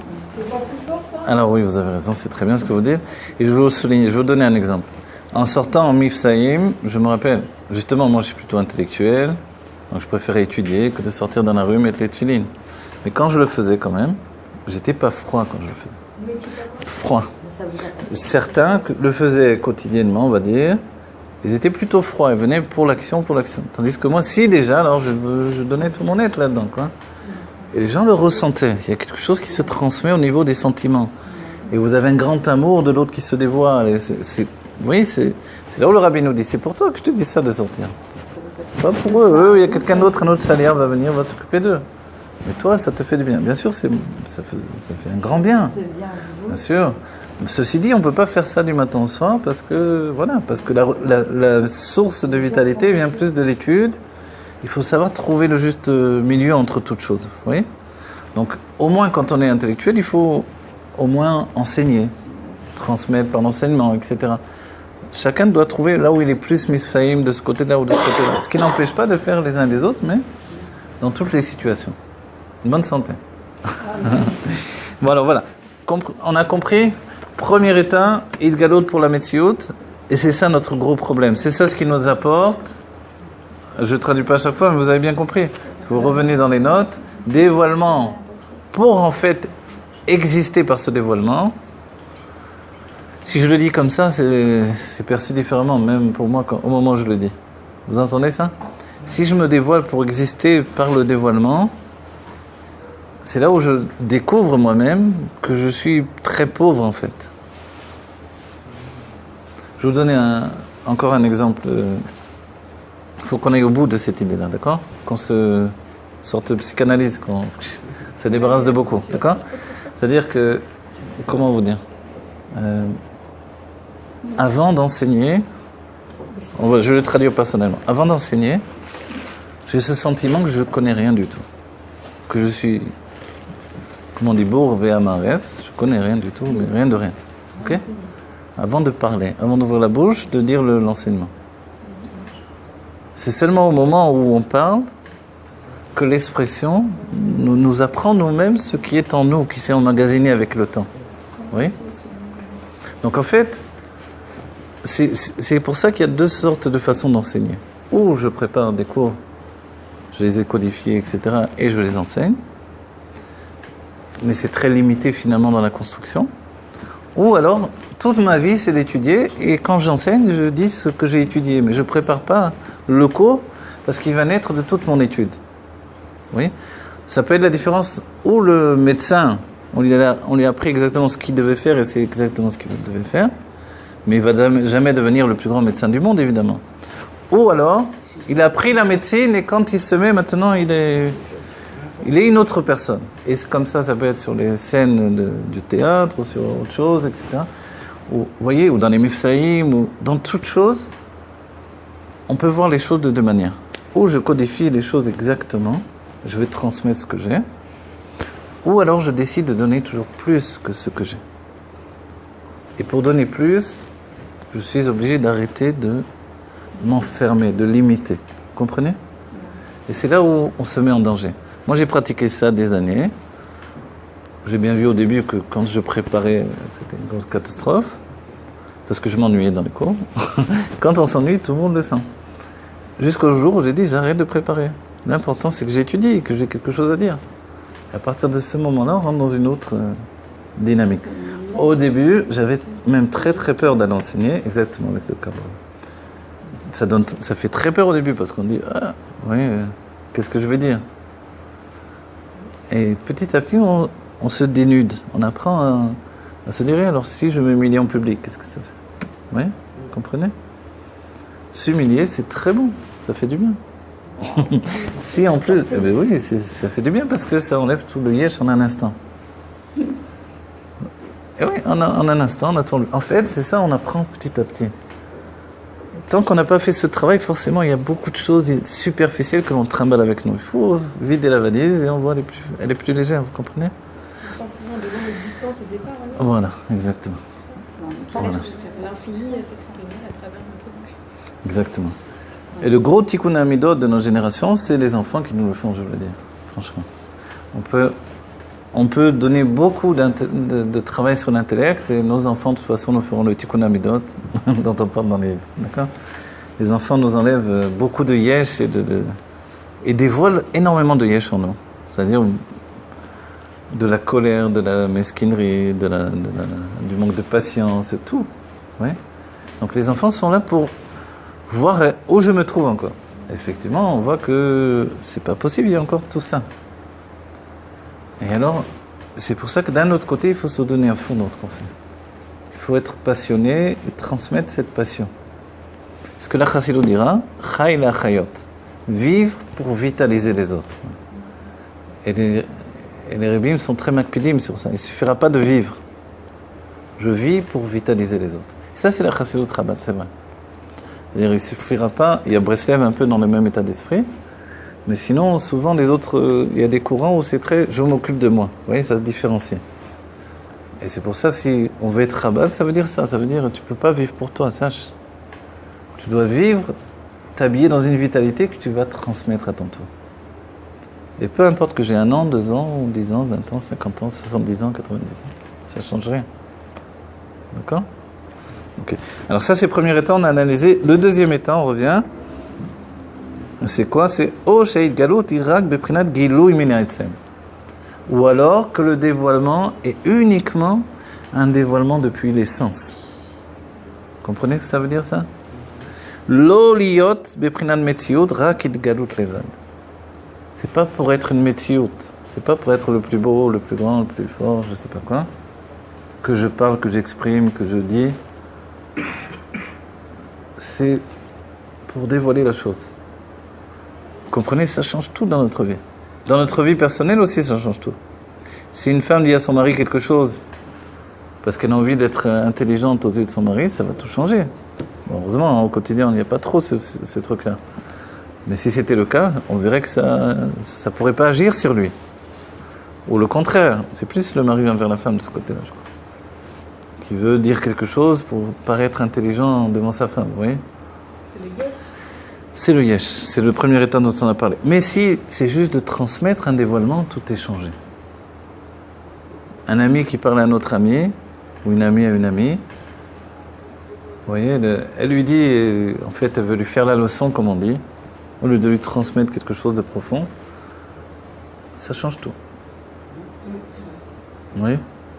Donc en fait, on a un sentiment quelquefois que tout le monde peut nous entendre et tout le monde peut nous écouter du moment où on est suffisamment dénudé et délicat dans notre manière de parler. Vous voyez ?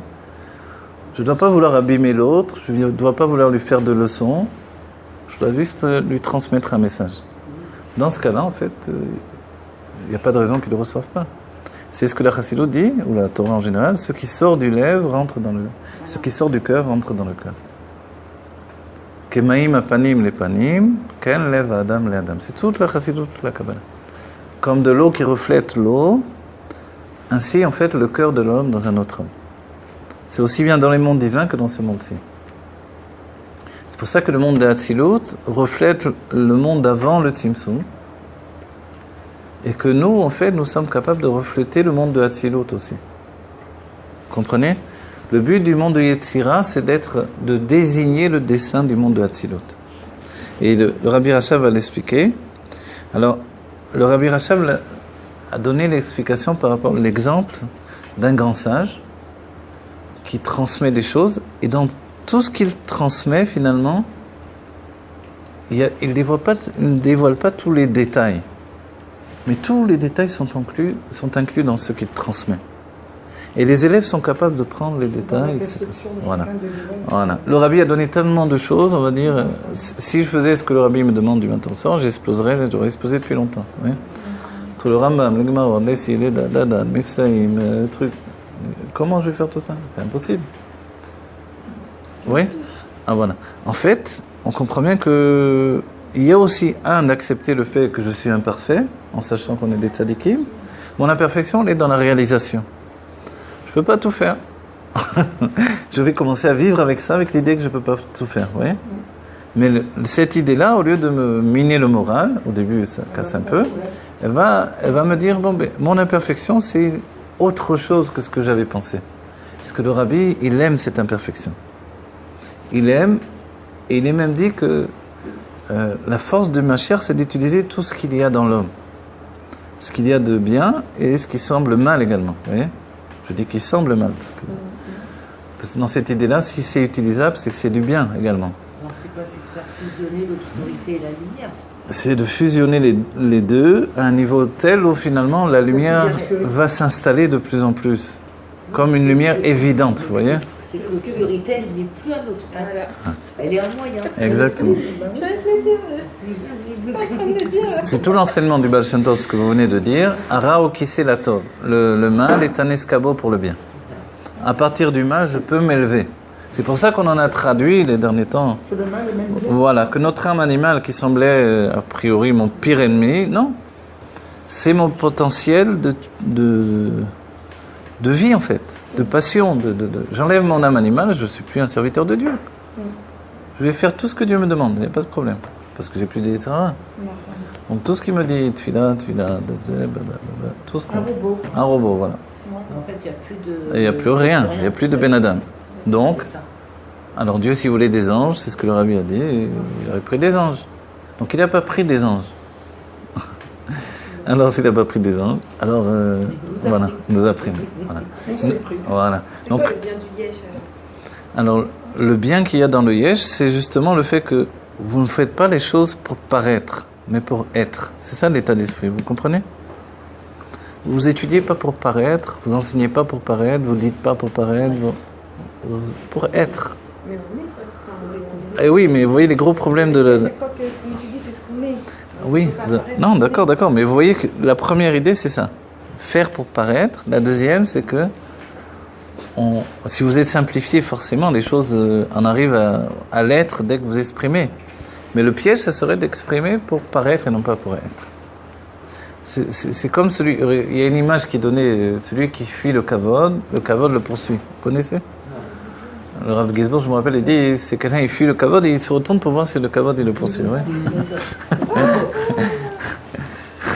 Donc, un grand poison, je me rappelle quand j'étais à l'époque avec les Mekoubalim, un grand poison qu'il y avait dans ce monde des Mekoubalim, etc., c'était le kavod. Tout le monde venait, on vous embrasse la main, un truc. Dès qu'on voit que vous connaissez un peu de Torah, un peu de Kabbalah, ça y est, vous êtes devenu un Kadosh, Eloki, truc machin. Je vous dis franchement, ça tourne vite, hein, j'aurais pu finir Dieu là-bas et truc machin. Alors, non, pour vous dire, c'est vite fait, c'est tchic-tchac. Vous vous rendez compte, c'est du poison, quoi. C'est du poison qui rentre dans vos veines.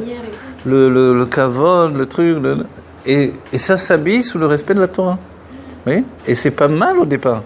Mais comme c'est exagéré, comme en fait c'est pas basé sur des vraies valeurs, ça devient un gros cinéma, quoi. Et la personne, le Rav lui-même, il est rentré dans ce jeu-là, et lui-même, il en arrive à se... Je vous dis, je l'ai vécu, moi-même j'aurais pu tourner comme ça, c'est vite fait. Il en arrive à... Et je vous dis, franchement, ne croyez pas qu'on commençait déjà à me donner le kavod, le truc de là, parce que j'enseignais la Kabbalah, ça va vite, hein. Mais... Hein? Oui, mais vous, voilà. Mais la Chassidut Chabad, elle nous dit, attention, il y a le Rabbi, c'est une âme d'Atsilut, et après, ok, on est voilà. Après, il y a le Tanya, il nous dit où on en est, etc. Voilà. Aujourd'hui, du coup, voilà. Simple, voilà, mais cette simplicité-là, voilà. Elle est pour nous une éducation profonde, voilà. Mais sachez que quand on est dans ce monde-là, ça peut tourner très très vite. Et là, on se rend compte que le kavod, c'est un grand poison. C'est pour ça que c'est la chaîne kaved, lourd. Ça alourdit la personne, ça y est. Ouais. Elle se rend dans un système qui peut lui empoisonner toute la vie. Et c'est vrai que... Hein? Alors c'est vrai que, maintenant, on va dire une chose. Il y a kavod et kavod, d'accord?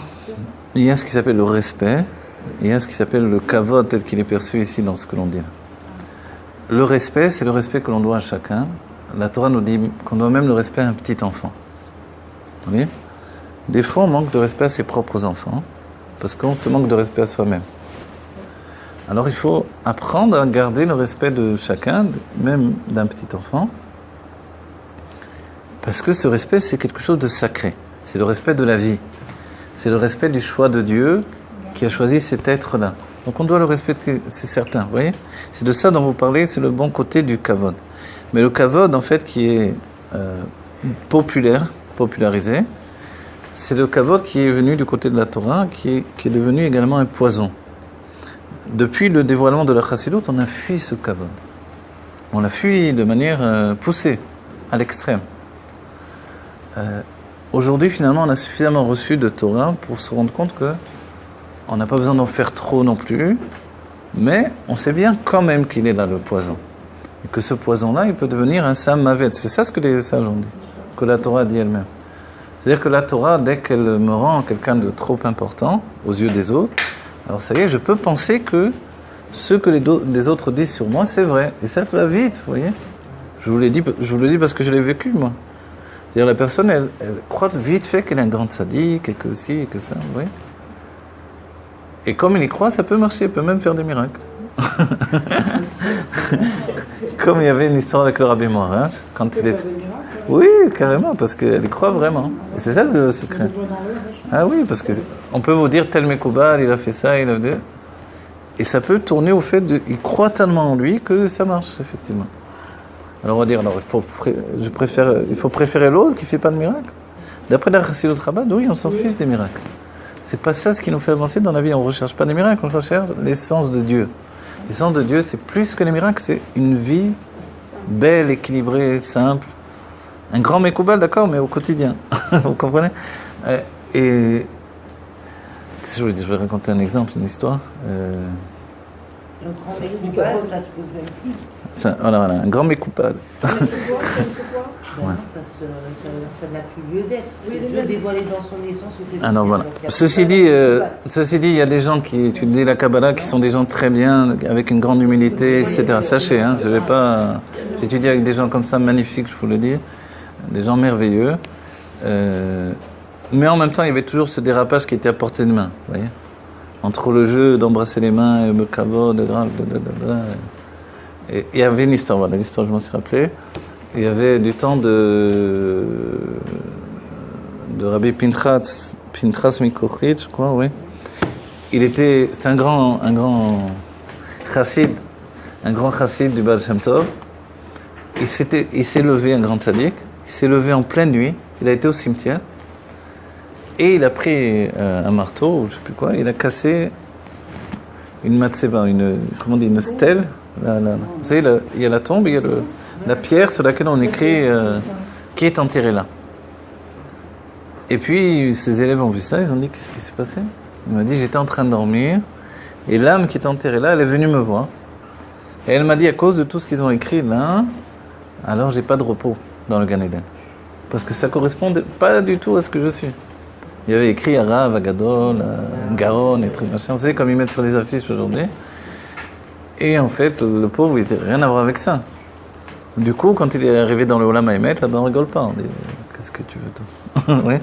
Ça ne laissait pas de repos. Parce qu'il était en décalage avec son véritable niveau. C'est pas lui. Mais toute sa vie, il a laissé penser ça. C'est ça le problème. Ouais. Voilà. Moi, j'ai vu une affiche d'un Rav à Jérusalem. Il y avait écrit Rav, Agadol, Amekoubal et Eloki. J'ai dit, oh là là, si on fait une affiche comme ça, je... Non, pas pour moi, heureusement. Mais j'ai un Rav de Jérusalem. On écrit tout le temps comme ça aujourd'hui. Non, mais à Eloki et trucs machin, j'ai dit, ouais, c'est le Harizal, à Eloki, ouais. Ça dit qu'il y a des matins. Alors voilà, donc tout ça, dans la Chassidut, voilà, on ne vient pas critiquer, mais pour la personne elle-même, les rabbanim eux-mêmes, il faut se rendre compte que, attention, vous voyez, attention, ça fait peur. Attention, on vous met des titres qui ne correspondent pas à ce que vous êtes réellement. Et ça, c'est grave, ouais, parce qu'on est dans un monde d'expression. On est en train de dire que c'est pas ça. Oui, on fait vite fait, Ravagon, voilà. Et c'est pour ça les chassidim, ce qui nous sauve dans tout ça, c'est que on dit qu'on est toujours avec le rabbi. Vous voyez, là il y a la chaise du rabbi, on est avec le rabbi. Du coup, à côté du rabbi, tu vas te... Ouais. Quand on est au 770, les grands rabbanim, les petits rabbanim ou les petits barreaux, il n'y a aucune différence, vous comprenez? Dans une mitzvah d'autre, le grand rav, il est à côté de vous, il vous sert à boire, vous le bousculez. Hein? Et on n'en fait pas une histoire. C'est comme ça que ça doit être, c'est parce que c'est bon pour lui. Parce que tout le kavod qu'on va lui donner, c'est du poison qui lui rentre dans les veines, vous comprenez? Et c'est ça. La recherche de la Chassidut, c'est vrai qu'elle s'est opposée, on va dire, diamétralement. Comment? Elle s'est opposée totalement à l'idée commune dans le monde sfarad. C'est vrai, c'est ça aussi. Qui était le respect, le kavod exagéré, etc. Le rabbi a dit aux shluchim qui sont partis au Maroc de faire attention, parce qu'ils sont élevés avec le kavod, de faire attention à ce kavod, de ne pas le détruire. Le kavod du père, le kavod du rab, le truc. Donc les chassidim là-bas étaient obligés de faire avec. Vous voyez? Alors qu'en Russie, on lui donnait... Ils étaient quand même obligés de... C'était une aura du rabbi. Parce que dans le monde marocain, vous enlevez le kavod, il n'y a plus personne. Ouais. Non, c'est très dur. Ils ne savent pas vivre sans ce kavod. Vous voyez? Donc, tout ça nous dit que attention dans notre vie. Moi, je suis le père de famille. Est-ce que je veux un kavod démesuré ou le minimum qu'on doit donner pour le respect de... Vous voyez ? Voilà. Alors, voilà. Mais sachez que le kavod, c'est vite fait du poison, donc il faut trouver le juste milieu. C'est de ça dont on parle. Vous comprenez ? C'est-à-dire qu'un père qui veut du kavod, il doit se dire, est-ce que je donne du kavod à mon enfant ? Et ça, on oublie de poser cette question. Parce que sinon, c'est lui qui me doit du kavod. Ouais. Qui t'a dit que toi, tu ne lui dois pas du kavod ? C'est un être humain, c'est un être. Il y a une neshama peut-être plus élevée que la tienne. Vous voyez, tout est... Dès qu'on voit les choses, depuis la Pnimiut Torah, approfondies par la lumière dans la neshama, les choses sont très différentes. Et c'est vrai qu'on oublie de poser cette question, je vous dis franchement. Parce qu'on manque très facilement de respect aux enfants. Donc le kavod ne vient pas du niveau qu'on a, mais juste d'égal à Voilà, exactement. Le même enseignement, il est là. Kemaim apanim lepanim, ken lev adam le adam. Et c'est vrai que quand la personne est bloquée dans son image du kavod, on ne peut pas non plus trop bousculer nos pères, nos grands-pères. Bon, voilà. Mais nous, au moins, il faut qu'on soit metaken, qu'on répare notre état d'esprit. D'accord ? On n'est plus aux époques passées. Les gens ont besoin d'être heureux. On a dit que la valise, si elle est trop pleine, allez-y vous, en pleine chaleur, avec une grosse valise toute remplie de livres. Vous allez voir, les livres de peinture, c'est des gros livres comme ça. Vous allez vite les jeter, non, je sais pas mal. Vous comprenez ? En fait, tout ça, c'est... Mais ils sont magnifiques, ces livres. Vous voyez, le kavod, c'est bien, ça me fait... Je me sens bien. Tu te sens bien, mais c'est du poison qui est en train de te maintenir sur... Donc en fait, il faut te débarrasser. Mais je vous dis pas pour ça, pour les pères, les grands-pères, les maris, qui sont habitués à ça. Je vous dis pas d'enlever tout ça d'un seul coup. Ce qu'a dit le rabbi, dans le monde sfarad, il faut faire attention au kavod.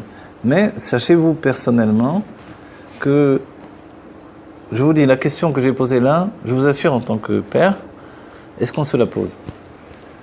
Je veux que mes enfants me donnent du kavod, mais est-ce que je leur donne moi du kavod ? Vous savez, c'est facile de manquer de kavod à ses enfants, c'est tic-tac. On hurle, une rousse, des trucs, une gifle... Oui, qui me permet de faire ça en fait, vous comprenez ? L'éducation, c'est quelque chose, on marche sur des œufs. Dans le peuple juif, on dit que les juges sont jugés. Dès qu'on est juge, on est jugé. Ça fait peur, vous comprenez ? Un juge qui juge un autre juif, il est jugé au moment où il juge l'autre. Vous vous rendez compte ? Ah oui. Mon cher Rabbeinu, il tremblait avec les juifs, parce qu'en jugeant les autres, il était jugé lui-même. Et comme ça, tous les sages. Donc, c'est ça la responsabilité que l'on a. C'est jamais je suis le meilleur, les autres c'est des abrutis. Malheureusement, on entend beaucoup ces paroles-là. Vous voyez ? C'est l'obsession qui tourne à l'intérieur de nous, c'est tous des abrutis, c'est tous des incompétents, etc. Donc en fait, le problème, il vient de moi. Le problème, il vient comment je perçois l'autre et qu'est-ce que j'attends de l'autre. C'est pour ça qu'on a rapporté la dernière fois, vous vous rappelez ? Que si on sait qu'on est... En fait, ce qu'il attend de moi, c'est le plus important par rapport à moi. Ce qu'il attend de moi, c'est aussi que je sois moi-même avec simplicité, quoi. Non ? Vous vous rendez compte ? Mais ça dépend du point de perspective. Hein ? Parce que si on pense qu'il y a l'autre, automatiquement, on est dans une séparation.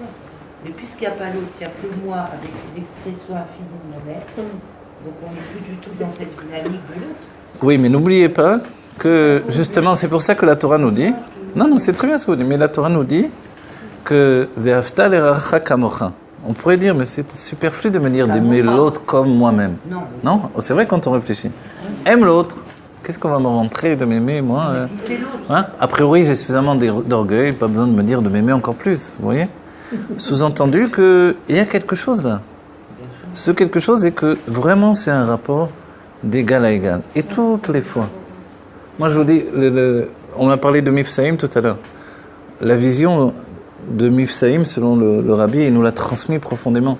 On ne veut pas voir quelqu'un qui est inférieur à nous pour lui faire des mitzvot, on le rapproche parce qu'il était loin. Ma pitom, on va voir un juif, il a une âme divine, on se rend compte qu'il a des qualités que j'aurais jamais. C'est comme ça qu'on fait Mifsaïm, vous comprenez ? Je vous dis franchement, on fait tchouva parce qu'on voit des juifs merveilleux, que nous, on se sent la panime à côté. Et c'est ça les vrais Mifsaïm. C'est pour moi que je fais ça.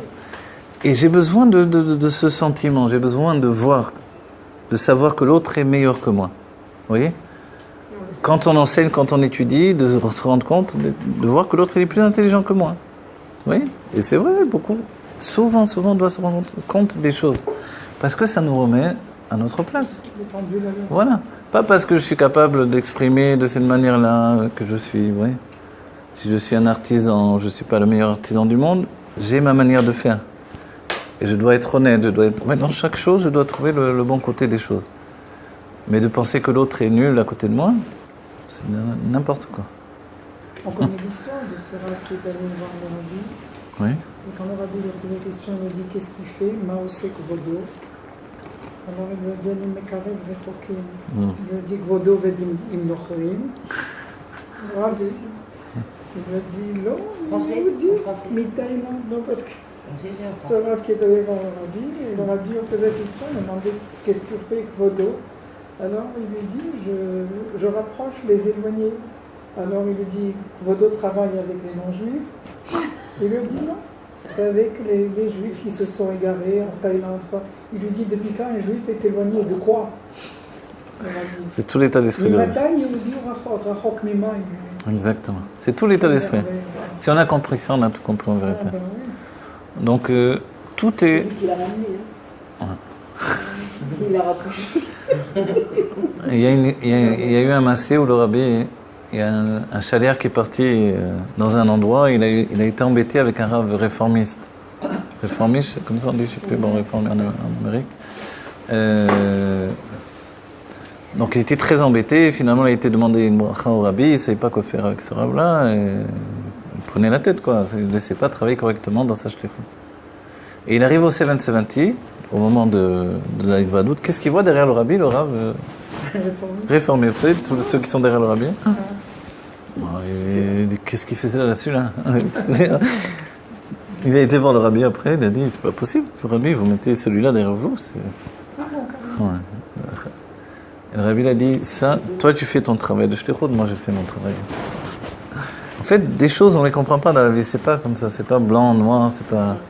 Le rabbi donnait la tzedaka, également des yeshivot de l'itaïm, de mitnagdim, vous voyez, d'opposer à la chassidut.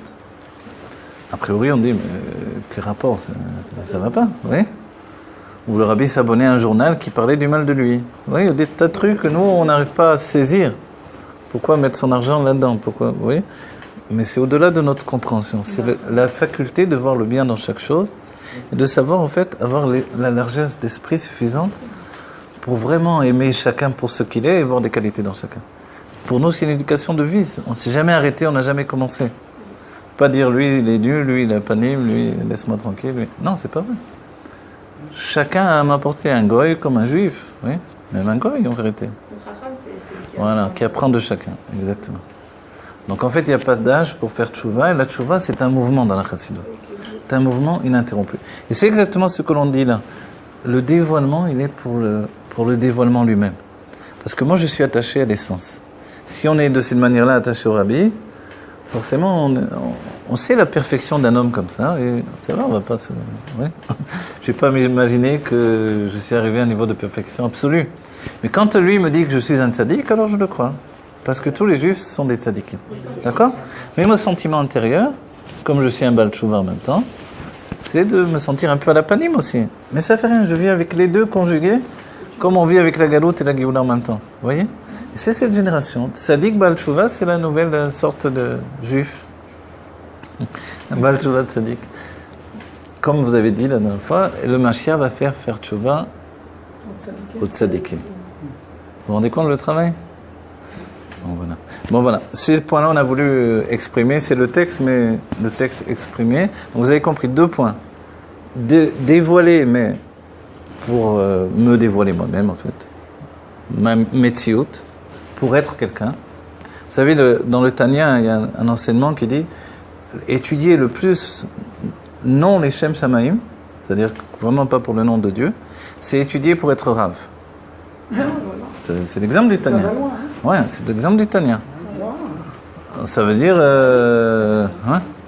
Mais oui, le kavod aussi, c'est pas... Le kavod, le truc... Voilà. Vous savez pourquoi... Vous savez pourquoi Elisha Abouya, l'une des choses qui a fait qu'il ait chuté, parce que son père a voulu que son fils soit comme Rabbi Eliezer Agadol, qu'il a vu avec tout l'éclat, le kavod qu'il avait autour de lui. Il a dit, mon fils, je veux qu'il soit comme ça. Donc il a mis dans la Torah, il a poussé à fond, et c'est devenu un Tana, vraiment d'un niveau exceptionnel. Mais c'était pas une idée. L'idée au départ, elle était fausse. C'était pour le kavod, voilà, et c'était pas pour la Torah elle-même. Vous voyez? Donc en fait, le Rabbi d'aujourd'hui, curieusement, et c'est la complexité des choses, il a demandé à tous les chassidim, dès qu'ils finissent la yeshiva, de devenir rav. Tous les chassidim Chabad, la plupart sont rav, vous voyez? Mais en fait, du coup, comme on le fait parce que le Rabbi nous l'a dit, non pas parce qu'on veut, alors, ouais, c'est pas pareil. Mais si toute ma vie c'est ça, pour l'argent, pour le kavod, pour ci, pour ça, alors évidemment ça humilie la Torah elle-même. Donc en fait ça c'est pour la metsiout. D'un autre côté, quand j'enseigne, parce qu'il y a un besoin de diffuser les choses, que ce soit dans les halachot, que ce soit dans la pnimiout, dans d'autres sujets de la Torah, en fait, les plus grands rabbanim dans l'enseignement, c'est pas ceux qui sont les plus connus forcément.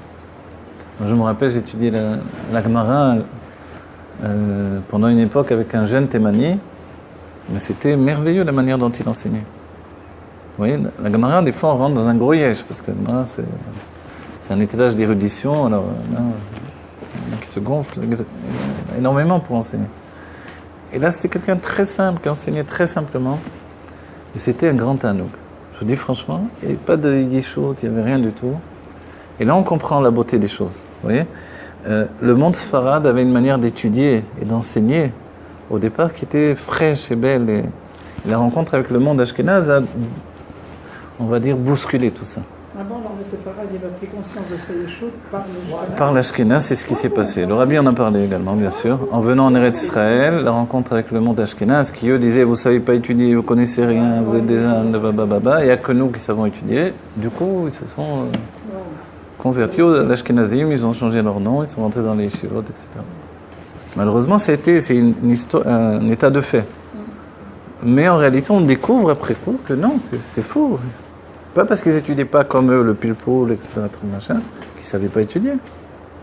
Ils avaient leur manière d'étudier qui était différente. Et la différence a toujours été la qualité du peuple juif. Donc les Thémanim étudient d'une manière particulière, les Sfaradim, dans toutes que ce soit les Tunisiens, qui ont une grande tradition d'étudier, les Algériens ou les Marocains. Chacun à sa manière, en fait, tout est à respecter, c'est merveilleux. Oui. Bon, voilà. Aimer chacun pour ce qu'il est, c'est notre travail. Et dans la génération qui est celle de la Géoula, dont nous faisons partie, évidemment, quel que soit notre âge, que j'ai 120 ans ou 300 000 ans, 300 000 ans, peu importe, vous comprenez, ou un an, ou je viens de naître hier, on doit savoir que notre travail à nous, personnellement, ce n'est plus d'abîmer les neshamot. C'est de les garder entières, pures, de déshabiller tout ce yège qui nous encombre, d'encourager et d'arrêter de détruire l'autre pour paraître moins meilleur. Voilà. C'est ma femme qui m'appelle, c'est la fin du cours. Que Dieu nous bénisse. Qu'on ait la Géoula Mitil Vashlema, Terafiman Mamash, avec le Rabbi Melach Mashiach. Que ça soit concret, que cette Géoula vienne de nous et jaillisse de notre corps et s'installe dans notre vie. Et que ça apporte la lumière à tout le peuple juif. Voilà. Ce cours, on l'a fait dans les deux expressions. Se dévoiler, non pas pour dévoiler notre yesh, notre existence, mais dévoiler pour faire un dévoilement. Voilà. C'est ce qui apporte au dévoilement de l'essence. Et ça va être la Géoula. Le dévoilement de l'essence, c'est justement être. Vous comprenez? Être de manière entière et absolue. Et bien sûr, il n'y aura pas de kavod. Vous pensez bien, je termine avec ça, que dans la Géoula, on va étudier avec Moshe Rabbeinu, avec les avot, ils vont pas se battre pour dire viens étudier avec moi, j'ai plus de kavod, non c'est moi, non c'est... Ouais.